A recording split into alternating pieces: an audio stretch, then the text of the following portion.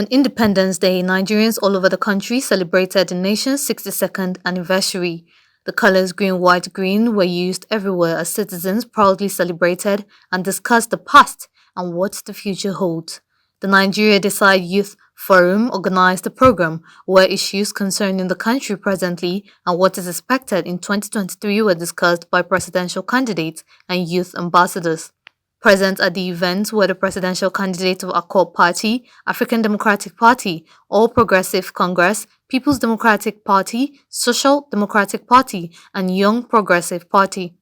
All candidates were present except that of the PDP and APC, which, as observed, their absence from events have become a usual act before Nigerians. They all had the opportunity to discuss about what they would be changing if elected as president. Here is what they had to say. I'm the youngest in the race, and also, if you look at what we have done, what I've done personally in my life, at 39, what I've achieved, I belong to a group of young, progressive youth all over the world.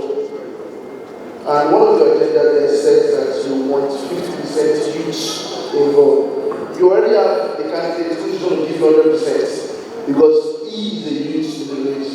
And again, I believe strongly that for Nigeria to be rescued, we need someone who has progressed privately, who does not have a political ideology, who is not affiliated to the sets of groups of people who are actually the cause of the problem of Nigeria. The problem we have in Nigeria is caused by Nigerian people, it's caused by those who are there, those who are presenting us. We need a neutral man who has value, who has passion. I'm the only Nigerian seated who has given more scholarship to Nigeria than any candidate, any governor in this country. I've done that regularly. You can research it. No, you can research it. Yes, I've given over 500,000 Nigerian scholarship. You can go and verify that. I've been doing that for the past 3 years privately. I believe so much in education, and I believe education is one of the two that will deliver Nigeria from the authority to find ourselves. And that is what we demonstrate, and that is why I'm taking upon myself to run for the field. I have what it takes to understand the challenges and how to solve the challenges. Everybody do understand why they understand the challenges, but many of the presidential candidates may not have the will to solve that problem. You know why? Because they are affiliated to the set of those that cause the problem of Nigeria. I will start by defining a common charter for the Nigerian people. What do I mean by this? Here we are. We all represent different ethnic communities. Every Sunday, Nigerians have different town hall meetings, but there's never a Nigerian meeting. You have the Gala meeting, you have the Igbo meeting, T-Boy job meetings, but no Nigerian meeting because we don't see ourselves as Nigerians. No matter what we choose to do as Nigerians, until we can almost understand that we are Nigerians, see ourselves as Nigerians, we will never get anywhere. If we define a common charter, a common vision for ourselves, then we can then move on to having a constitution that now binds us as Nigerians. That way, we can then move on to creating a Nigerian nation for the Nigerian people. After that, I like to tell people this. If this is the bucket that's got 20 goals, typically you see people say 4-point agenda, 5-point agenda, 10-point agenda. Let's assume that you solve 3 of your agendas: economy, security, and healthcare. You block those goals. What happens to infrastructure? What happens to education? What happens to transportation? So the approach we have to take to governance in Nigeria is an approach that sees us bringing competent men and women to man all critical sectors at the same time so we can plug all goals. Now, where are we today? We are here. Nigeria needs to decide. Nigeria is what Nigerians are some of the best talents in the world. Unfortunately, our government does not understand this. They don't believe this. So every day we watch our middle class, the engine room of any economy of any nation, living in Nigeria in droves. I dare say, if we were to get these people to man the political sector, to give them the support they need, Nigeria will be a much better nation. Take for example, we have about 50 million unemployed Nigerians. 50 million unemployed Nigerians. In every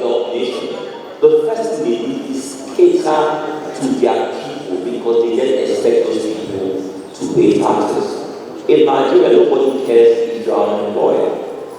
I don't know the percentage of people here who come in here and they are unemployed. What any government needs to do is to cater, to preserve, to encourage, to strengthen their people, the weak, the elderly, the young. We have a nation that doesn't understand that our people are the greatest asset, not oil, not gas, not solid minerals. As your president, I will focus on strengthening the Nigerian people. Once you strengthen the Nigerian people, you start building a nation. Take security, for example. Security, one of our greatest challenges today. President Buhari came on board as president and inherited 100 billion naira internal security budget. 100 billion naira annually from President Jonathan.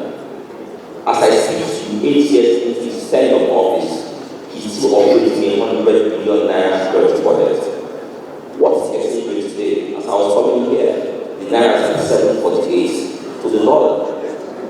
What's the price of diesel, which is the main thing used for heavy diesel equipment? What's the price of diesel today? What was the price of diesel when President Jonathan was in office?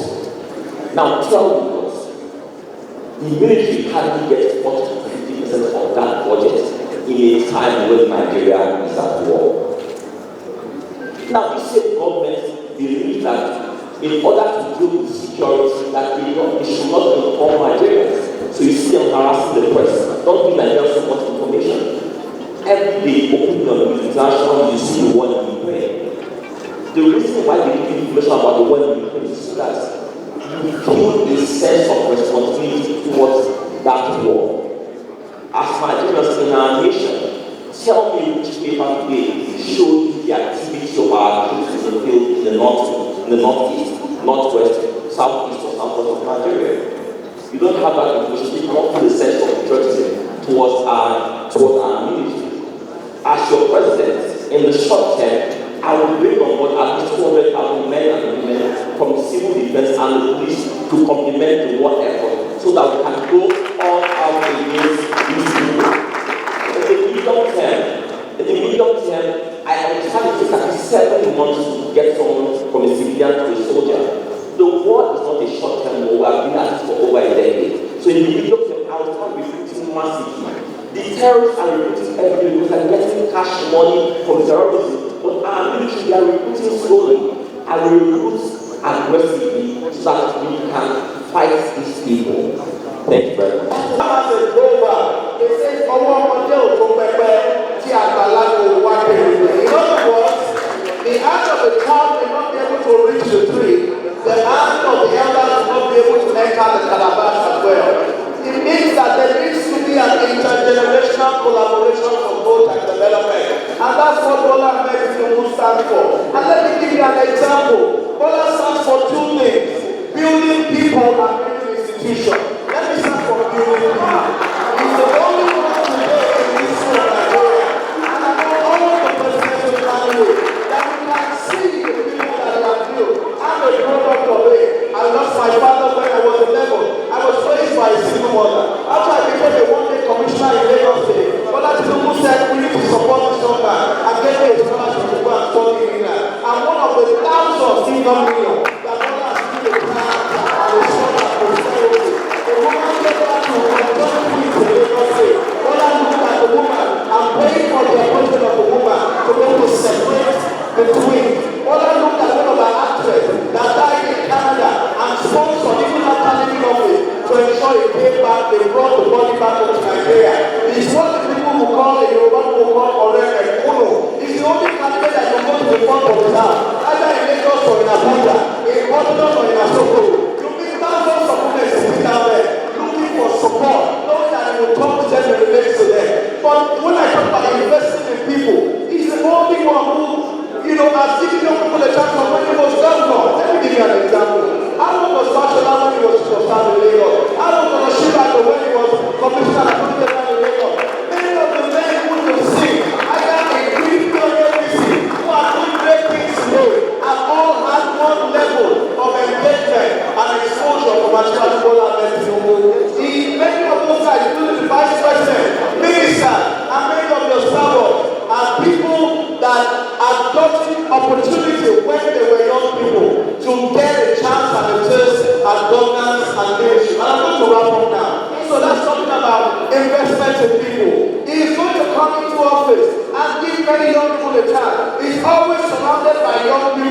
Most of the schemes are driven by young people of our generation.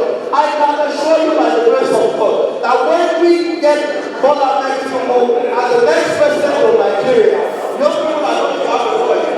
It's a bit of emotion. Finally, it's a bit of emotion.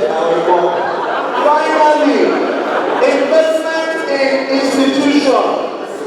The federal government stopped financing Lagos State because of the creation of additional local council area, which is another institutional capacity initiative. It created one local government, promoting fiscal federalism in Lagos State. And guess what? They stopped this money, but it built a process and moved Lagos State IPR from maybe 600 million to over 59 billion as of today. Atiku Abubakar has never been investigated for any narcotic reasons, either for sale or consumption of narcotic material. Atiku Abubakar has never been investigated or prosecuted for corruption or any criminal activity. He has never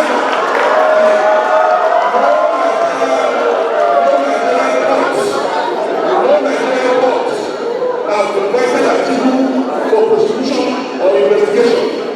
No agency of government that deals with crimes, financial crimes, have ever investigated, prosecuted, or reported Atiku Abubakar.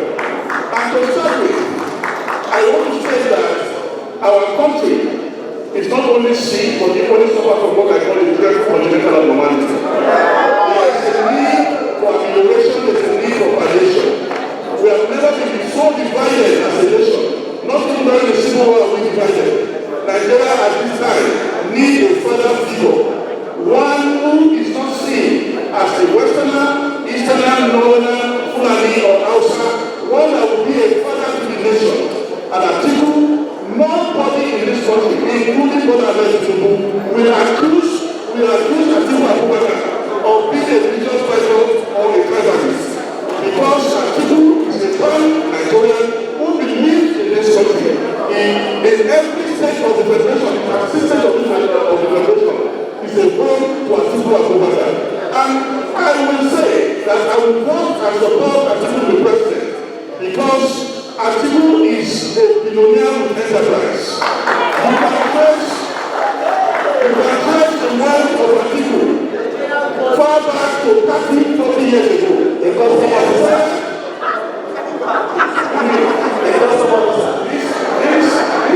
is what you expect from APC.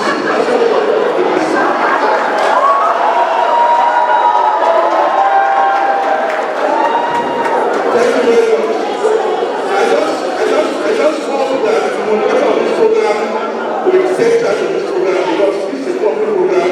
There should be decorum, there should be respect, and that's what we are making in governance. I want to say that Atiku is known and is a giant in the manufacturing sector, is a giant in the banking sector, is a giant as a manufacturer in the logistics sector, in the broadcast industry. Atiku has his own, in fact, he bought his shares in Intel in the 80s. When some of us on this table, I'm moving around with our as a custom officer.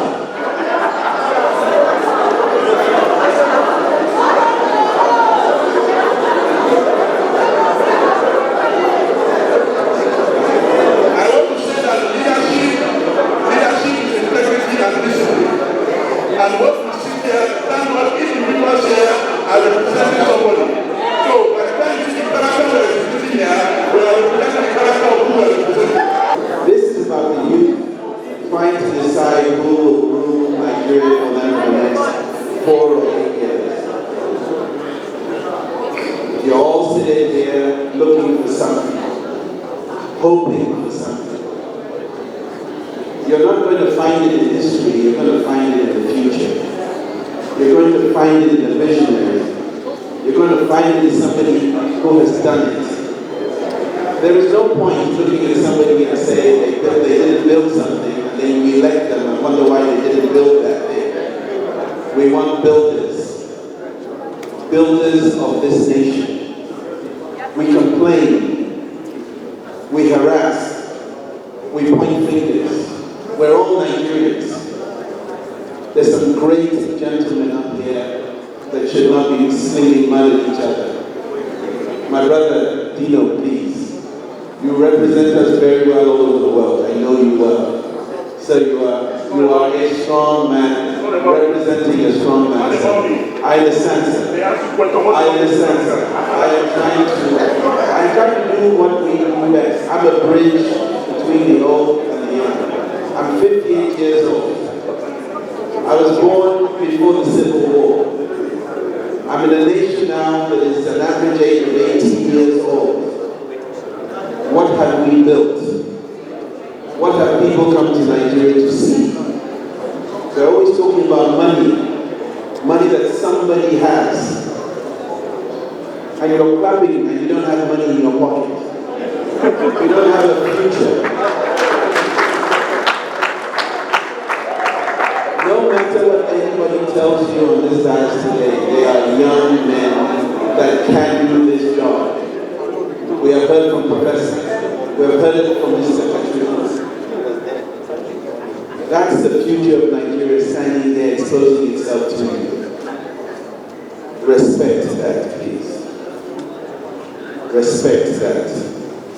We have two major problems in this country today: power and insecurity. No matter what anybody tells you, if you don't fix those two things, you do not have a nation. There is no point getting somebody who's a gardener to remove your heart when you want a cardiologist. You want stable hands. You want a builder. You want a practical man, not a theorist. And you want energy. I love my fellow Nigerians. I'm not here for popularity. I've built things. We have a young population that makes the economy of this country work. Anything the government has touched in the last 30 years does not work. As they say, you can go and verify. What works in Nigeria is Afrobeat, no government. What works in Nigeria is Nollywood, no government. What works in Nigeria is companies like Paystack, Flutterwave, no government. And who is running that economy? The youth of this nation, no government. Now can you imagine if you put the youth of this nation to run this nation, what will you get? You will get a Nigeria of your dreams. Power runs healthcare. Power runs education. Power runs industry. I'm the only one here that has built power. At the United Nations and in 18 different countries around the world, I bring power to nations. And if you're a country, you need power to stay in power. We need security. Ladies and gentlemen, this is not about whether you carry a gun. You must know what you must do for your country. The military-industrial complex of Nigeria is being led by the West. Companies from countries like France, the United States, Russia, they give us things that don't work, or they restrict us from having good things. I have built war systems, drones, ammunition, rifles. In other countries around the world, I carry a Nigerian flag proudly. The youth of this nation can energize this nation. Don't be fooled by any kind of hocus pocus of what they've done in the past. What can you do for the future of this nation? How do we bring those 19-year-olds to the power structure of this country? Everything should be in order. There are a lot of people in mind. If you have no leader, he collected this. you're going to have to wait a long time. After organizing everything, when we come here, then they scatter If everything. you bring a young leader into the power of this country, you will find that you will get closer to that power quicker and with people who respect your power.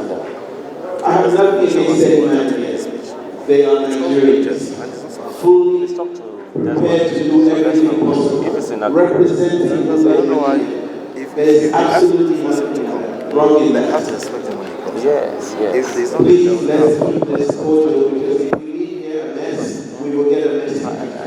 Why you should vote for me and the SDP is as follows.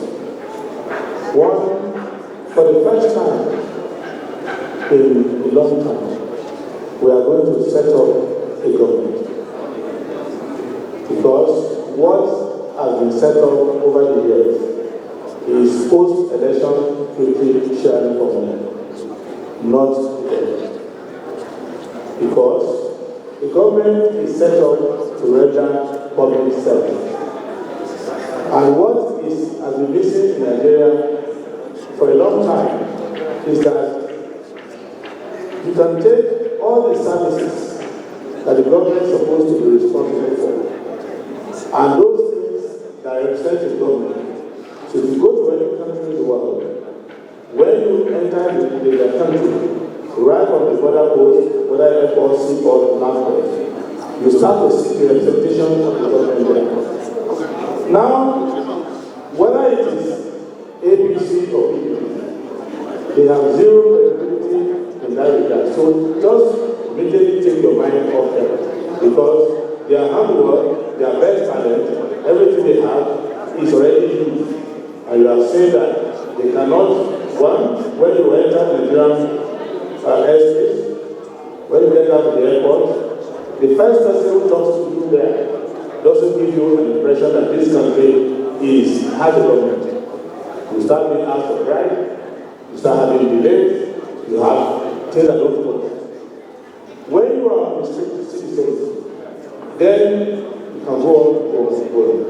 So the first thing we do is give you the government. Second thing we do for you is bring people who are public servants to man public positions, not failed business people who are using government to prop up their businesses. You're going to have people who come to government, they are going to give you three things. You will be able to get truth from those who work for you. And you can ask any of them today. The most basic question, they will never answer you. They will just be insulting one another. Hiring people based on how good they are at insulting people, not in answering questions. For example, how much do we make in Nigeria? You can go to the president, vice president, last president, senator, they cannot tell you how much we make. You can go sector by sector, they cannot tell you. So the government that you have has no accountability, but not the people accountability. Second, we are going to need justice. And justice is not like going to court only. Justice means that since Nigeria is our commonwealth, nobody in Nigeria is born inferior to the other. Why is it that life is said to be hard, but it is harder for you than it is ever hard for those who are in government? Every senator is a rich man. Even the poorest among them, like Joe Sani, even the poorest among them, like Joe Sani, is still more comfortable than the lecturer in the university. So, there's no justice in that. The amount of time that government officials spend attending to average Nigerian is less than 1% of the time that they have to do the job. Look at generational justice. Those who are in our generation now, our mates are ruling all over the world. The people of yesteryear who have ruined their own time still want to come and struggle with us about our future. So we're going to give you a government that allows you to have data building, and you can develop generation after generation of leadership, so that you have positive transition of bold ideas going from generation to generation. The third thing we are going to give services to the people of Nigeria. Because in this country, the diversity that we have, whether it's ethno-religious diversity, whether it's diversity in terms of age differences, whether it's diversity in terms of whatever gender and all of that, each one of them has become a dividing line in Nigeria. Why? Because instead of making public investment in, say, education, you have very few places for students. So you make young people who are later in learning to start to